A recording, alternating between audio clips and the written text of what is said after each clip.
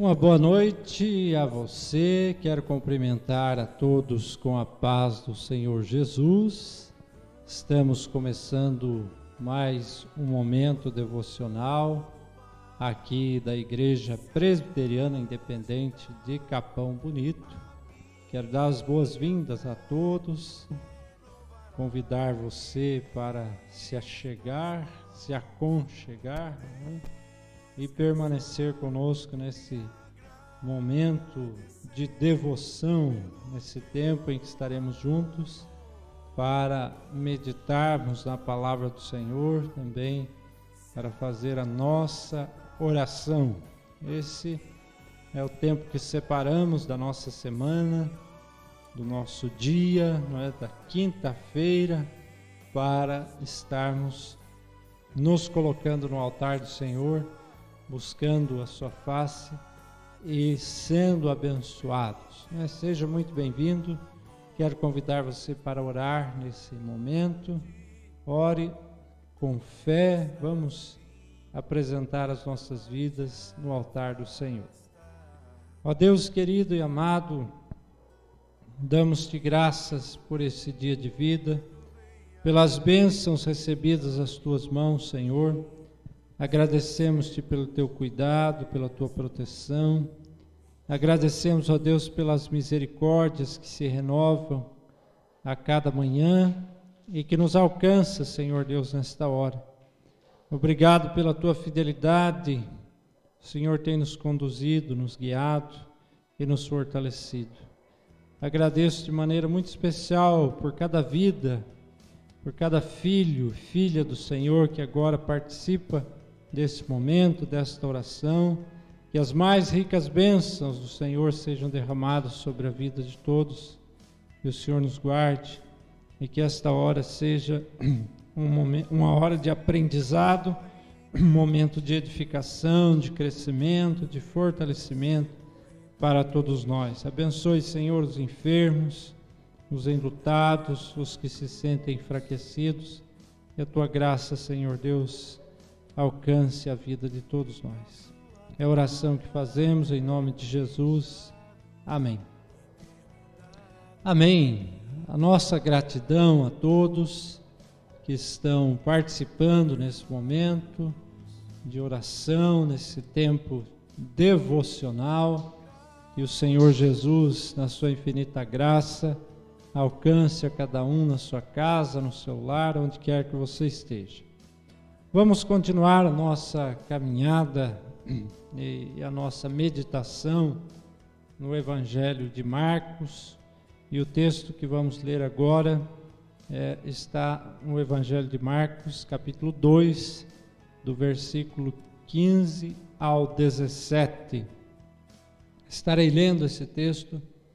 Nós temos meditado de forma sequencial, o Evangelho de Marcos. Começamos pelo capítulo 1, versículo 1, e assim temos feito dia após dia, aqui especialmente nas quintas-feiras, às vezes também no domingo, mas especialmente quinta-feira nós estamos meditando no Evangelho de Marcos. Hoje então, capítulo 2, versículos 15 ao 17, que diz assim: Achando-se Jesus à mesa na casa de Levi, estavam juntamente com ele e com seus discípulos muitos publicanos e pecadores, porque estes eram em grande número e também o seguiam.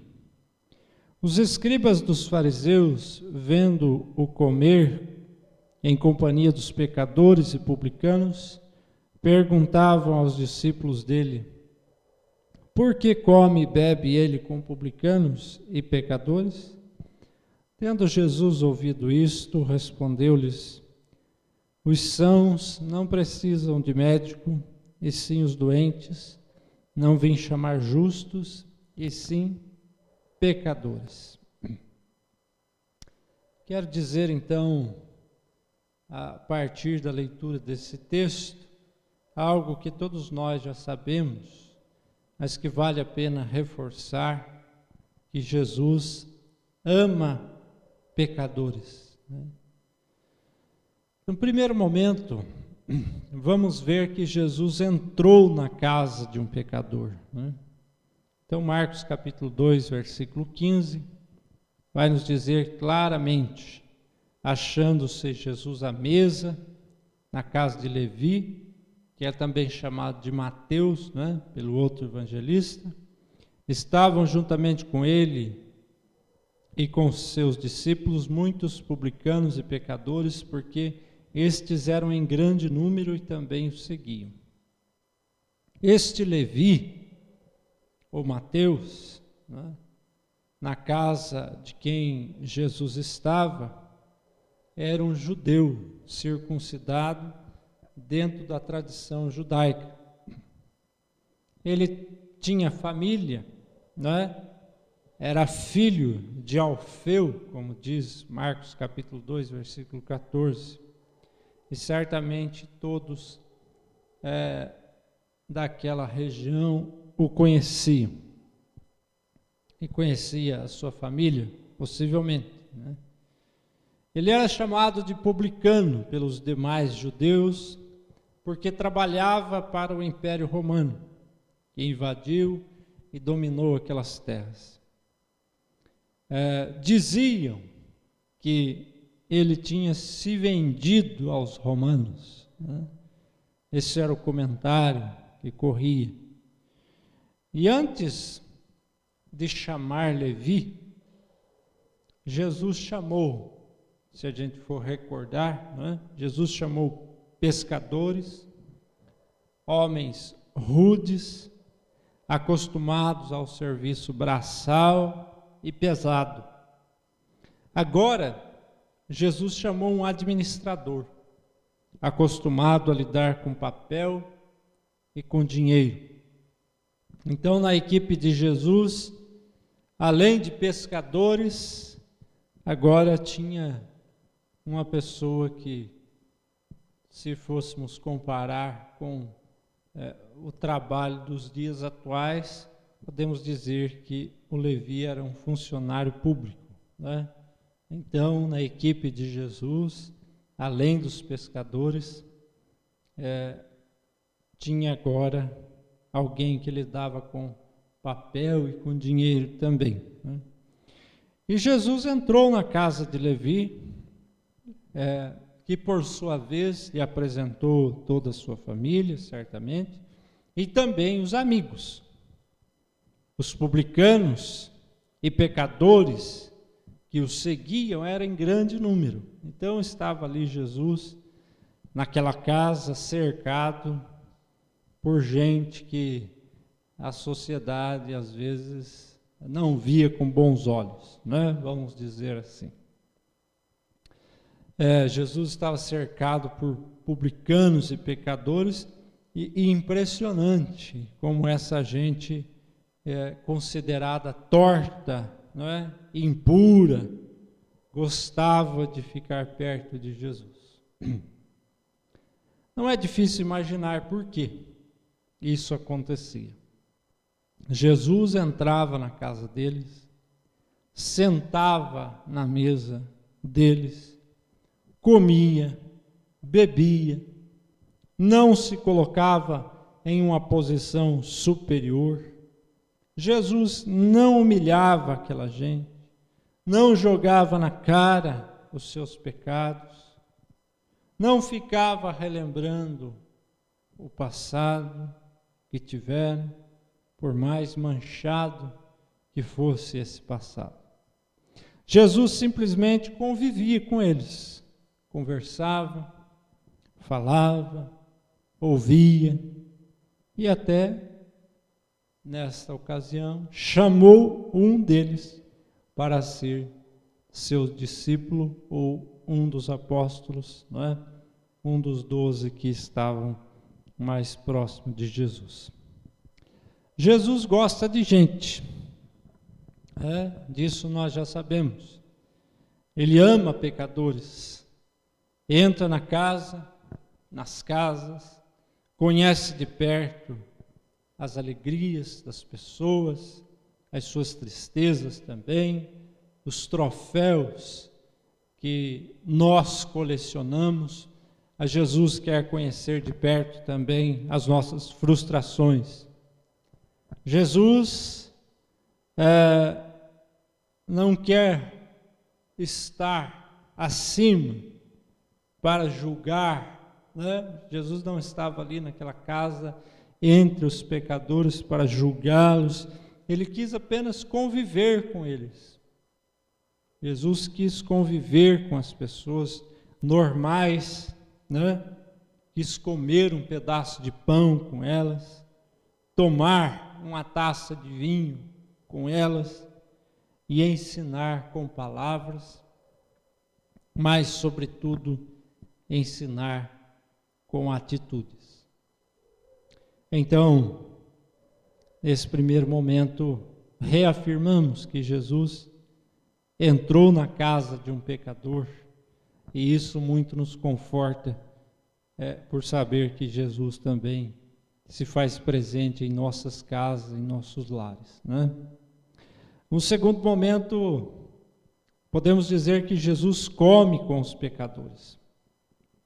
Marcos capítulo 2, versículo 16 diz: os escribas e fariseus, vendo-o comer em companhia dos pecadores e publicanos, perguntavam aos discípulos dele: por que come e bebe com pecadores? Então, sentar junto à mesa e comer é um dos atos mais básicos para iniciar e manter as relações humanas. A comunhão da mesa pode ser entendida como comunhão da vida, onde se compartilha todas as coisas. Na mesa as pessoas compartilham comida, bebida, mas também compartilham sonhos, alegrias, tristezas, perdão, fraternidade. A comunhão da mesa, ou a comensalidade, como dizemos, cria simpatia, cria responsabilidade entre as pessoas. Jesus exercitou a comensalidade, trabalhadores estavam ao seu lado, né? Gente de todo tipo. Jesus exercitou a comensalidade, a comunhão com pessoas que, segundo a lei e segundo a religião e as leis sociais, feriam os princípios morais de uma sociedade que era considerada sadia, né? Então, nesse momento que o texto nos apresenta, Jesus está junto, comendo com pessoas que eram mal vistas na sociedade, né? Jesus se sentou à mesa com pequenos agricultores, com pessoas endividadas, com trabalhadores rurais sem terra, diaristas, desocupados, trabalhadores desempregados, escravos, fugitivos, doentes, coletores de impostos, portadores de deficiências. Jesus se sentou à mesa com adúlteros, prostitutas, agiotas, vendedores de alho, cuidadores de porcos, pastores de ovelha, e até com aqueles que invadiam terras alheias para viver, para sobreviver, porque essa é uma prática antiga e que acontecia, inclusive nos dias de Jesus, e ainda acontece. Jesus contava com a simpatia do povo, que se via pecador e que era odiado pelos religiosos que se julgavam santos. Jesus absolve quem a religião condena. Jesus levanta quem a sociedade marginaliza. Ele é a luz no fim do túnel para quem se vê na escuridão, Ele é o amigo para os desprezados, Ele é o médico para aqueles que precisaram, mas não tiveram a assistência que precisavam. Jesus dá alimento a quem tem fome, multiplicando pães, peixes. Ele quer estar perto de quem todos se afastam ou se afastaram. Ele não torce o nariz para ninguém. Jesus não vira a cara para as pessoas. Não recolhe as mãos, pelo contrário, Ele as estende para abençoar, para levantar, para curar, né? Para perdoar os pecados. Jesus come com os pecadores, conviveu com os pecadores, né? E não exclui de modo nenhum aqueles que não têm de que se orgulhar da sua história, né? Tem gente que se envergonha do que fez e em algum momento da nossa vida nós nos envergonhamos do que fizemos, né? Porque nem sempre conseguimos fazer o bem que queremos, mas o mal, né, fazemos, como disse o apóstolo Paulo, e Jesus não se afasta de nós porque nós erramos, né? Em terceiro e último lugar, Jesus salva os pecadores. Ele não nega a condição de pecadores, das pessoas, de pecadoras, né? As pessoas com as quais ele compartilha a mesa, ele sabe que essas são pecadoras. E ele sabe também que quanto mais pecadoras, tanto mais essas pessoas precisam de Deus e precisam de ajuda. Jesus, como médico, acolhe pessoas, oferece proximidade amorosa, oferece reconciliação em nome de Deus. A solidariedade de Jesus para com as pessoas excluídas também o levou a olhar para aqueles que são doentes, para aqueles que são sofredores. A gente sofredora que andava atrás de Jesus, né? É gente sofredora que fica alegre quando se fala do céu.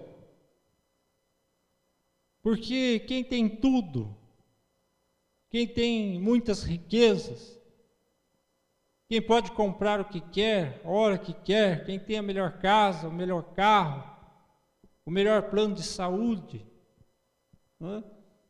não faz muito sentido o céu para essas pessoas, porque para eles aqui está bom. A mensagem do Evangelho toca mais profundamente nos pobres, nos desempregados, nos rejeitados, né? Nos desabrigados, nos abandonados, em quem tem fome, em quem está doente. E esses são tocados com mais força pela mensagem do Evangelho, porque é gente que precisa, e é essa gente que está ao lado de Jesus, e essa gente que é chamada de pecadora e que Jesus dá atenção para elas, estende as mãos, conversa, senta na mesa, come, bebe, né? Está com elas, convive. Mas ele não nega a condição de pecador daqueles que estão ao seu lado, porque sabe que quanto mais pecadores forem, mais precisam de Deus, mais precisam de ajuda. Jesus foi tão radical em favor dos menos favorecidos, a ponto de assumir o estado de impureza das pessoas doentes e mortas, tocando-as e se deixando tocar. Ora, Jesus tocou no leproso. A lei religiosa da época proibia tocar no leproso. O leproso era imundo, impuro, era um morto-vivo. Jesus quebra esta tradição e toca no leproso para restaurar a saúde e a vida. Jesus toca nos mortos, coisa que era impensável, porque o morto também era impuro, segundo a tradição religiosa. Portanto, Jesus vem rompendo, não é? Com a tradição que afastava Deus das pessoas. E Deus, através de Jesus, foi se aproximando das pessoas, foi se aproximando de quem mais precisava dele. Sabendo que os sãos não precisam de médico, ele se colocava ao lado dos doentes. Foi ele mesmo que disse isso. Os sãos não precisam de médico. E Jesus diz: eu quero estar ao lado dos doentes, dos adoecidos, dos que estão sofrendo, dos que estão com dores, dos que sentem a dor no corpo, na carne, e dos que sentem a dor na alma. Pessoas condenadas pelo poder público, que não dava remédio, que não oferecia tratamento. Pessoas condenadas pela sociedade civil, pela sociedade religiosa, que achava que a causa de muitas doenças eram pecados graves. Muita gente era excluída, era rejeitada quando ficava doente, porque olhavam para ela e diziam: esse aí é um grande pecador, por isso que está doente. Pensamento que vez ou outra surge por aí, que é totalmente antibíblico, anti-evangelho, né? Não tem nada a ver com Deus, tem muito a ver com a religião, mas não tem nada a ver com Deus, né? Então é dessas pessoas que Jesus se aproximava, gente condenada, pecadores abandonados, né? Por assim dizer, doentes, esquecidos pelo poder público, pela religião, né? Que tinha suas regras de pureza, sabendo que são os pecadores e não os justos que precisam de um Salvador. Jesus se sentava então à mesa com os pecadores, oferecia-lhes o perdão, oferecia-lhes a reconciliação com Deus. E a máxima que diz que Jesus não ama o pecado, mas ama os pecadores, sempre foi e sempre será verdadeira, né? Jesus veio a nós, não foi por causa da nossa santidade,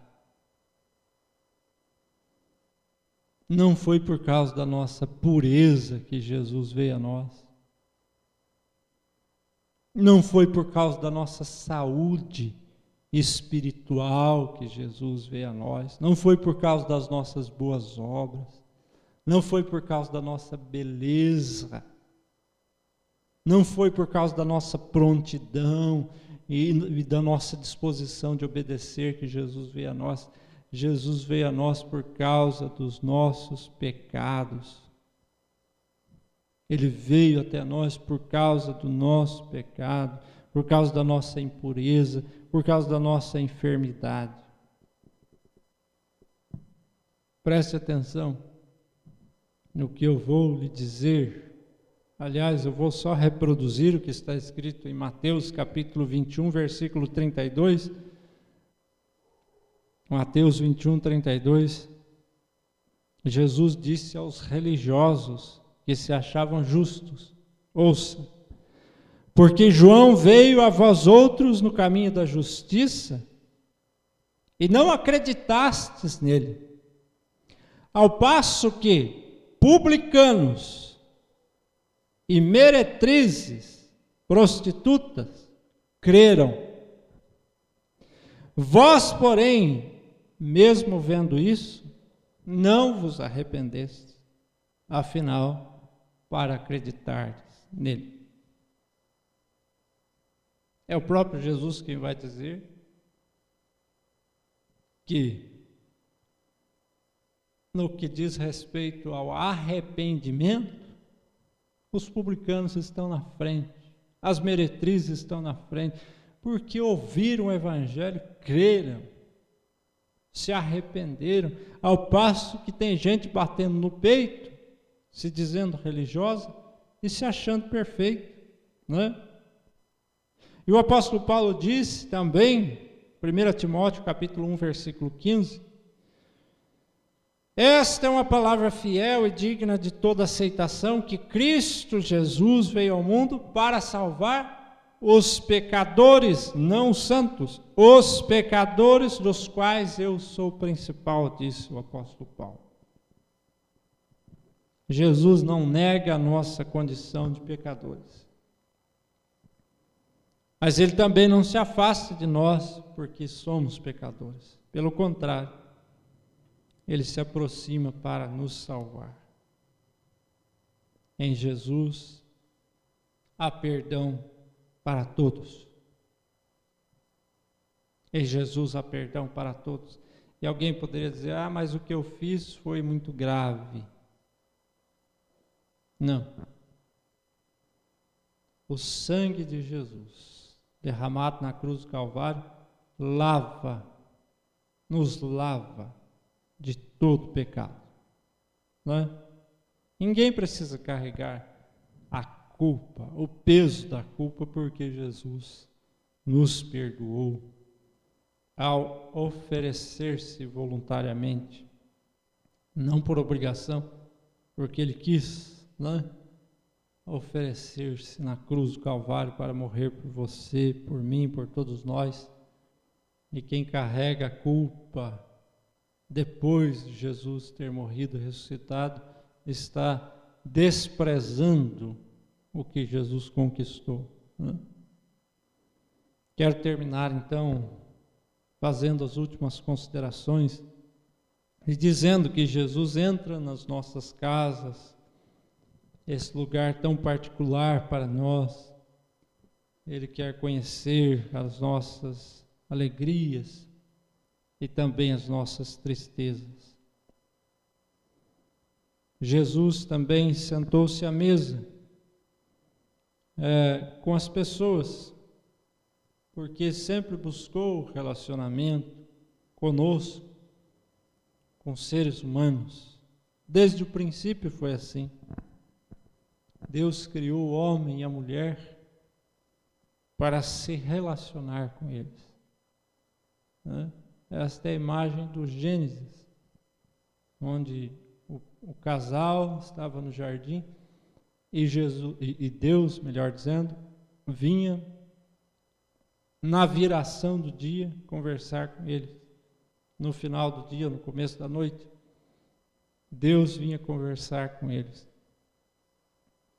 É aquela prosa de fim de tarde, aquele bate-papo, aquela conversa saudável, divina, esta que Jesus também teve com as pessoas ao redor da mesa, né?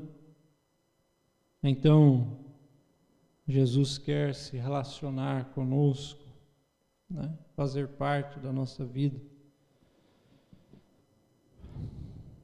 E por fim eu digo que o nosso pecado é um problema, sim, né? O nosso pecado cria problemas. É verdade, você sabe disso, tanto quanto eu sei. Mas Jesus não se afasta de nós por causa deles. Ele veio para nos perdoar. Ele veio para nos reconciliar com Deus. Pois separados de Deus, a vida não é vida, né? Se alguém tenta passar por aqui e anular da sua memória a consciência de um Deus que existe, que é verdadeiro, que é real, tal pessoa não experimentará o que é de fato a vida. Não experimenta o perdão, a reconciliação, vive cheio de culpas, de traumas, de dores internas, né, que aparecem no corpo, enfim. A vida sem Deus não é vida. Por isso, independente do nosso pecado, a gente dimensiona, a gente mede pecado, né? A gente faz escala de pecado, maior, menor. A bem da verdade, acredito que não seja assim, mas a gente faz assim, independente do tamanho do seu pecado, que você julgue, seja grande, né? Não importa, Deus te ama, Ele quer estar com você, perto de você, quer participar da sua vida, das suas decisões, dos seus problemas, das dificuldades. Enfim, Deus, através de Jesus, especialmente através do seu Santo Espírito que habita, né, a vida dos que creram,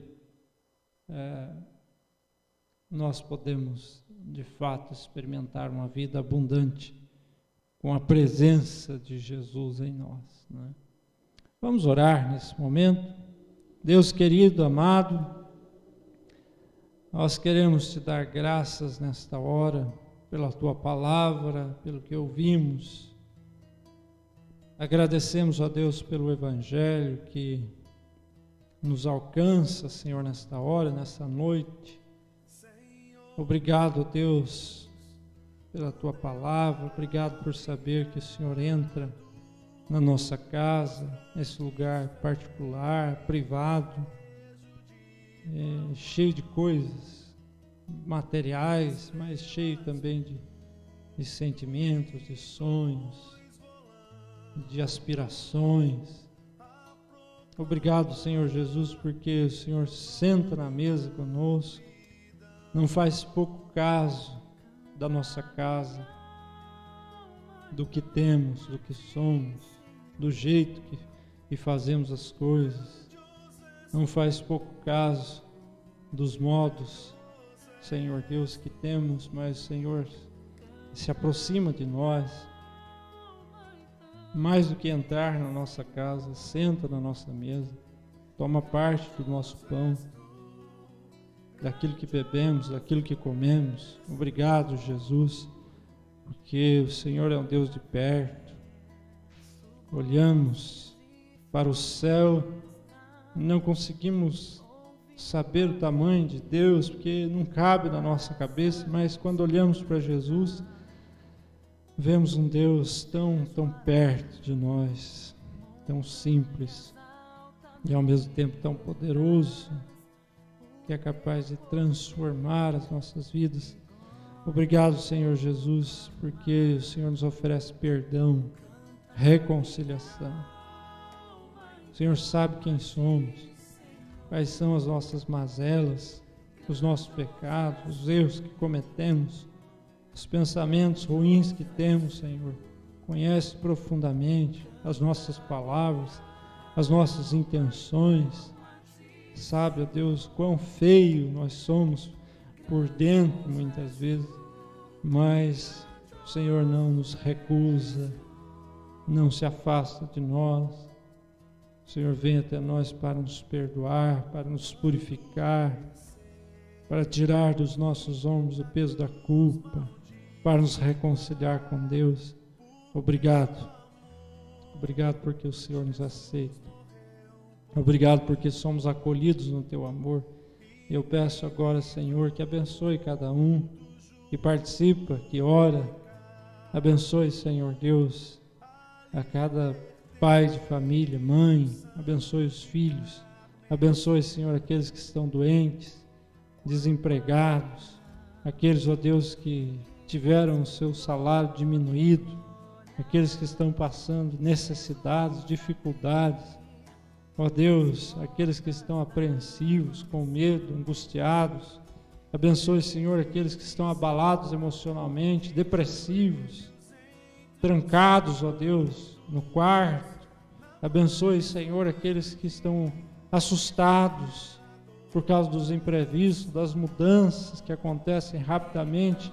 Abençoe, Senhor, aqueles que perderam seus entes queridos, que estão enlutados porque perderam alguém, os enlutados porque perderam alguma coisa importante.